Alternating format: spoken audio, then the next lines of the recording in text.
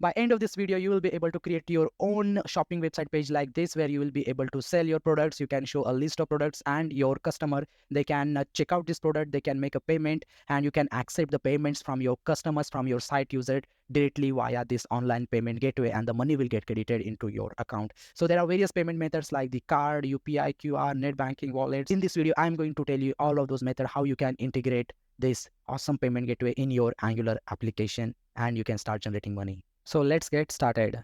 So before moving to the actual implementation, let's try to understand the architecture of this, or the workflow of this entire payment process. So there are three main entities involved in this architecture, or in this workflow, which are client side, server side, and our payment gateway. So since in our case, we are going to use this as a Razorpay as a payment gateway, that's why I mentioned here, but this is the generic architecture, this is the generic workflow of any payment gateway. So you have a client side, you have a server side, and your process of this checkout start from the client side, where your customer is using your application, they are using your shopping site, they create a order. So once they create an order, the order is get generated at our payment gateway side, and that goes through our server. And once the order is generated, it is returned back to a client. Then client use that order ID to make a checkout, to initiate a checkout, and in the checkout process, there your actual payment start. Then once a payment has happened, then your payment gateway captures some information about that payment from your client side, like what was the amount, what is the customer name, what is the product they are purchasing. And once it has that, then it returns a response. That response basically has the payment ID along with the order ID and signature. We use this signature, this order ID and the payment ID later to verify whether the payment that has been done at a payment gateway, whether it was for the original order ID or not. So there is one additional step that we do usually at the end, where server side checks that the payment that has happened, what is the authenticity of it, what was the order ID, and what is the response payment ID that has payment gateway provided me. And depending on it, it then decides whether the payment has been successfully captured or not. So these are the prerequisites that you need to have before you go to implementation. So Node.js, we are going to use it as a backend, and specifically we are using Express.js as a server to create our backend APIs. As usual, we have Angular as our front end, and payment gateway. There are a lot of popular payment gateway available in the market. So you need to have a payment gateway account. You have a PayPal, you have a Stripe, you have to checkout, and you have also one from Paytm. And there are so many payment gateway available. So they comes in a different shapes and the sizes in terms of their offerings and their features. So for sake of this example, I'm going to use a Razorpay as a payment gateway. So that's it theory here. And now we'll move to our VS Code and we'll start writing a code for it. So let me first create a new directory. So I will call this Angular payment gateway. And I will create one more, which will be basically to handle the backend related stuff. So I'll create one more folder for that. We'll go to my terminal, and I want two terminals to be open. One is for handling the front end related stuff, and other is for backend. So I will create a new Angular project using ng-new. We'll hit enter, and this will take some time to install the dependencies. I want to move to my backend services. So now I'm in my backend. So we'll simply clear this, and here I will create a new npm project. So I will just say npm init side. We'll hit enter. I don't need any specific version, description I don't need. We'll leave it empty. Index.js will be my starting point. Simply add my name, and it will create a new npm project in my backend. And I can see that I have a package.json created. So I will create one server file, which is index.js. I want to clear out the code that Angular usually gives you every time when you create a new project, new component, and that component will be basically have a list of products inside it. So I'm using this extension, and using which it becomes very easy. So product list is a name that I want to give. So I create a product list component, and there I have my HTML and CSS, all those files created. I will create few more components that I need. Checkout component, I will create a payment success and payment failure. I will create one more component, so I will simply name it header. I will also add one service. So let's create one services folder to keep our code more modular, and inside that I will add one new service. Generate service. Let's call this product service. So we have some dependencies of the node modules that we need to download first. So at the front end side, for this example, I'm going to use ionic as my UI widget library. So I will install the ionic using this command. You can actually use any UI widgets library, whatever you are comfortable with or whatever you want. Just for sake of this video, I'm using ionic. So I will set up the ionic in my Angular So I will do npm ionic angular. Next thing, in order to make the ionic components to be usable in front end, we need to add one line in our index.html. So I'll go to index.html and we'll simply add a link to the CSS file. So let's start from the first thing, and that is our product list. So let's remove this first code, and I will be using ionic. The reason I'm using ionic here because I need to write very less number of lines, and writing the view becomes little less time consuming.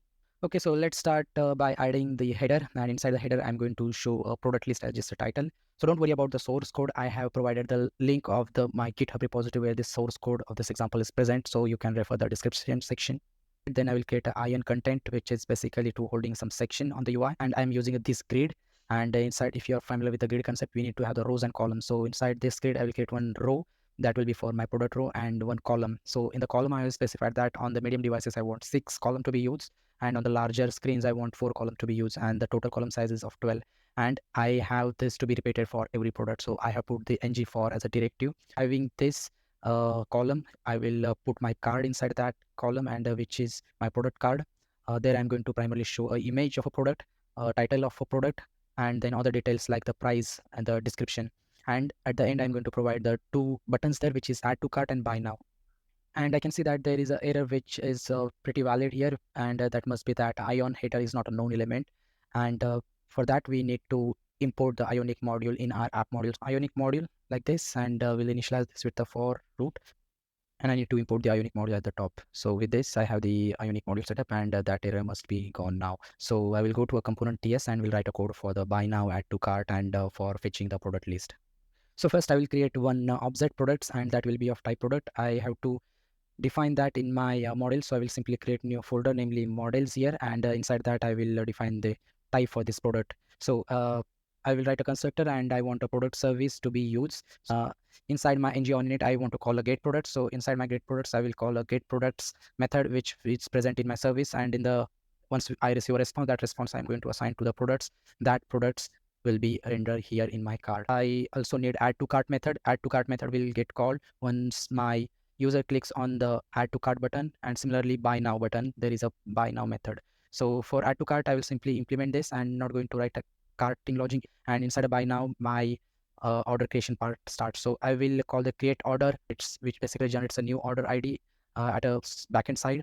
And if backend returns 200, which is success, then I will store that in my front end somewhere as a payment order ID. And I will also store the selected product for checkout, which product currently user is checking out, into one of the variable in my service. So, and after that, I will navigate user to the checkout page. And if there is any error from the backend in creating order ID, then I will simply say that server side error can't process the order. So let me get rid of this error. For the product, I will create a model here. So let me just generate the interface. Let's call this product. And inside this model, I will define the schema for the product, what all properties the product holds. So I will make it this. I need a title of the product, price of the product, description, category, image, rating. And for the rating, it can be a rate, which is number, and the count, how many people has given rating for this. So this is my product object. I have created this as a type, product listing. So let me import that. And I have given a same. So if I do import now, this will resolve this error. I'm using a router to navigate to different pages. So for that, I will also import routers module from the Angular core. And then I need to implement this get order, create order, and set selected product this method in my service. So first thing, we'll write a constructor, and we'll initialize the HTTP client that we need to make a HTTP request from Angular application. And the base URL, this is the base URL of our backend. So we have not started to write a backend yet. I'm going to come to a backend part once I have a product list page set up that will be listening on the 3000. So that's why I provided this base URL. And then we have a selected product for checkout, where we are going to store a product that user currently is checking out. So get products is a method which will return the list of products to us. And here I'm using this fetch store API, which is really good if you are doing any such an example or you are testing the things. So this API returns me the list of products, which has a bunch of details like its product title, description, price, rating, image, all of those things. I will write this get selected product for checkout, which will return the current product which user has checked out. And there is again a similar set.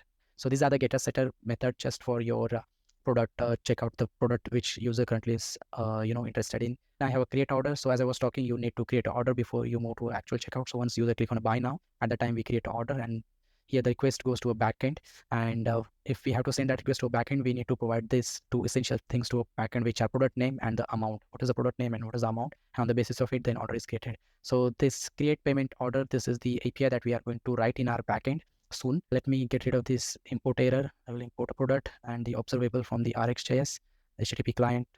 Also simply import the HTTP client here in the service, and when I go to app module, there also I will do the same thing. HTTP client module I will import, and I will put it in the imports array. So I need to write something in my app component HTML so that my view rendering start. So as you know, in Angular, everything start to render from the top component, which is app component. You can also call it as a root component. So we write a code there. We write a selectors of the component, and then that selector gets entered in the DOM. So app head is something that I want. I will simply put some BR tag, and router outlet. I want to implement a routing in my application so that a user can navigate from one page to another. So in the header, what I want to do is I want to show my logo of my site and the name of my site. So I will create a ion grid, and I will specify the size as a 12. And out of that 12 column, 2 columns I will use for showing my column, and 10 columns I will use for showing my header. And in the header, I'm just giving a text. This is the programmer shop. You can give whatever your shop name. Let's write some CSS. So for header, I want to keep a background color this and the font color this. Height, I want to give 4 rem display table, and the width 100%. I want it to be stretched across my viewport horizontally. So that's why title, this is my title where I given a font size as a 2 rem, the text align center, vertical align middle. I want to keep my text centrally aligned so that it looks nice. And for the logo image, I just want the width and height of the 6 rem. And my logo is present in my image assets as I kept it here. So in my app routing module, I will simply write one route for the checkout. So this route I will use when a user has clicked on the buy now and they are moved to a checkout stage. And then I have 2 routes for the payment failed and the payment success. And one is my default. This is like my landing page. Whenever there is no route, then I want to land my user to a product list page. And if there is anything else, then I will navigate user to a page not found component that I have not created it, but I will just add it in coming moment. Write some HTML code for each of these now. But simple method which tells that page not found. For payment failure, it is, I want to show this message, payment failed. I can see there is one error which is null injector error, product service. So I think this is very valid error, and that is because we have not provided our product service in the providers array in the app module. So if I do a product service in the providers, that error should be gone now. And if I do a refresh, I can see a product list is there, and my list of product is being fetched from the fake store API that I have been using. Then that's it here. And now I will see how it looks on the UI. So it is little good compared to what, now I can say it is little good compared to what I had previously. Now I'm going to extend this buy now option to initiate the checkout process. So for that, we need to now implement our backend. So I will switch to my backend's terminal, and there I have just simply created index.html. So I need to add some dependencies. Express, so I will install Express. Payment gateway's NPM model, which is Razorpay, that we need in order to communicate with our payment gate. So let's initialize the Express instance with the app, and the port number I want to use 3000 in this case. I can use any number I want, and I will simply listen on this port. And this basically makes our Express server up. So if I do node index.js, it will run the server up. So let's see if it works. And I can say that the localhost 3000, it has started listening on it. One thing I want to do here is I want to use a Nodemon, which is really good package. So if you are doing a development on the backend stuff like this, every time you do a changes, you don't want to restart your file like this node index.js. So for that, Nodemon is a really good that helps you to restart the server automatically. So I will do npmi Nodemon, and in the package.json, I will write my script that whenever I do a start, I want to run Nodemon index.js. So now going forward, whenever I will do just npm start, Nodemon will start it, and Nodemon will take care of whatever changes I'm doing in the index.js.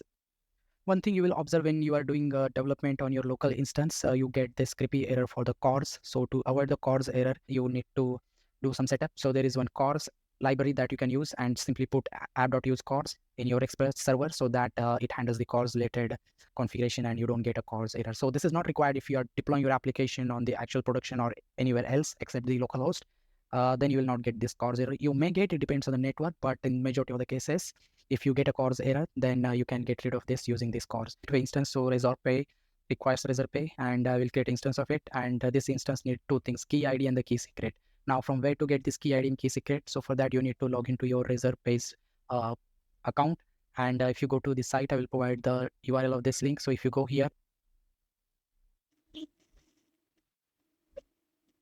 so once you log in into a Razorpay dashboard, this is how it looks by default. To complete the KYC, if you have not completed a KYC, you will be in a test mode like here it's showing in my case. And once you complete a KYC, then you will be able to do an actual payments and the money will start to be credited in your account. Basically, you need to provide some details about your bank account to create an API key. So for that, I will simply search for the API keys here. So from this, you can generate an API key. So I already have generated this one, but for showing a demo, I will again create a new. So I will deactivate old key immediately and I will create a new key. So this is the key ID that I received. So I will simply take it and put it here in my backend key ID, and the key secret, I will copy this and will put it in my key secret. First API, which is create payment order. So in the Express, I will create a post middleware and create payment order. I will add these things inside this payment order, which is basically amount, that I will provide the amount and the currency. Currently, I'm using INR. You can use any currency you want. Have this, I will create an order on my payment gateway. Now this time it goes to payment gateway server, and I will receive a response from a payment gateway server, which will be either be 500 or the 200. So until now, we have reached to this stage where we are able to initiate the order, and the order will be created at the payment gateway side, and the order will be received back.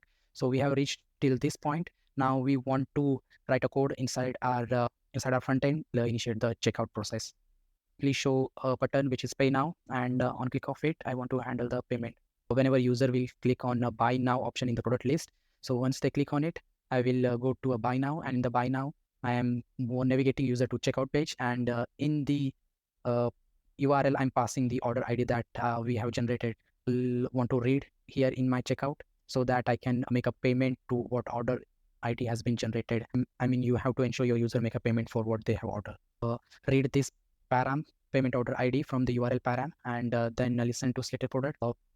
JavaScript application. So we need to import the script, which is checkout.js, which comes from the Razorpay. So let's try to understand the code line by line. So first thing, I will get the payment order ID, create a new instance of RZP, and this will rzp.open will allow me to open a window where I have a various options to do a payment, like to choose a payment method, UPI, credit card, debit card, net banking, or anything else. Then in the option, I will provide my key and then the amount. Now here you have to be careful. The amount that you are providing here, it need to be same for what product you have chosen. So there is a relationship between what order ID you have created and what is the amount that you are paying. We have done an agreement that this order that we have created, this need to have XYZ amount, and now we are making something ABC amount. So this XYZ and ABC need to be same. If there is any discrepancy, that means the order was created for something else and you have done payment which is something different. So in that case, it will lead to a failure of your payment. The name of your site, I'm just giving this name here. Then the image, what is the logo that you want to show on the payment window with the escape false. It will not allow your modal to be closed mistakenly by any key event. Handler, which is on dismiss. So in between, if user choose to cancel the payment, we need to do a few more things here in the positive scenario. So this was a negative scenario when user dismissed the or cancel the payment. In the positive scenario, when user has made a payment, and inside that, now we have to check if the payment was successful or not. It's a success if payment gateway tells that the payment has successfully done, the amount has been received. So in that case, we will initiate a verify payment signature. And this all things are for the security purpose, because the mechanism of this payment workflow is little complicated, and in between you don't want anyone or any hacker to intervene in your payment process and just inject some order and claim that they have made a payment for this order. So we want our product purchase operation to be completely legit and secure. That's why we want to verify. There is one formula that you need to know. Relation between that, what they are saying, that this is mandatory step to confirm the authenticity of the data written from the check or from the successful payment. So we get a signature, Razorpay signature, that is written as a response to the checkout, and we have order ID, Razor payment ID, and the key secret. So what we have to do here is we have to generate a new signature, and that new signature will be generated from the initial order ID and the payment ID. So if this generated signature is equal to a Razorpay signature that we have received from a checkout, if both are same, that means our payment is authentic and it has been successful. We'll choose any product. So here the amount is 15 rupees 99, and if I click on the pay now, I can see that the order is created for that thing. And this time, if I click on the pay now it has worked. So the amount has also been picked correctly. And now I can see this UI where I can do a payment, mobile number. So if I give a number, there I have the various options, like I have card, UPI, QR, net banking, wallet, and all of those things. I can choose any of it. So there is one testing hack that you can do with this payment gateway. So if I have to do a payment, I will choose UPI, let's say in this case. And if I queue the success at the rate Razorpay UPI ID like this, it will perform a testing. As you can see that I am currently in the test mode. So there is no actual money involved here. So this 20 to 30, everything is in a test mode. Once I go live, it will remain same like this. The view will remain same, but the money and the transaction, it will do an actual validation there. So you cannot provide the UPI ID like this. In your live mode, you need to provide a correct UPI ID, and then you need to, it will be completely live and the transaction will happen on the actual money. Inside a backend index.js, I will add one more API, which is valid payment. So inside a valid payment, I need a couple of things to verify the payment is valid or not. This code is already written in this Razorpay utils. So we are simply importing that. And is payment verified? It returns a Boolean. If you look over it, it says that it returns a Boolean response. So validate payment verification, it needs a initial original order ID, payment ID, and the signature. In the response.send, is payment verified is my flag, which will have true or false value. If you just try to initiate it again, it will not work because there is a timeout with each of the checkout process. You can simply use them here. You can add any number that you want, and can provide any information since we are in a test mode, and it will proceed for the payment. So you can see that they say that this is a demo bank page, but in a live mode, it will be your actual bank page. And there you have to input your OTP, all those authentication, double authentication, and then the payment will happen. Now here I have a choice whether to do a success or failure. So I will just for showing a negative case, I will say that it is a failure. My bank was not able to perform a transaction because of some reason. And once I do that, then it says that payment failed, and I again have an option to try again. So I will try again. And this time I will do a success. So if I do a success, it says the payment has been successful. And now since the payment was successful, I am redirected to a payment successfully completed. So you can customize this whatever way you want. Now all of these things, what we did, what I was showing here was in this testing mode. There was no actual money involved.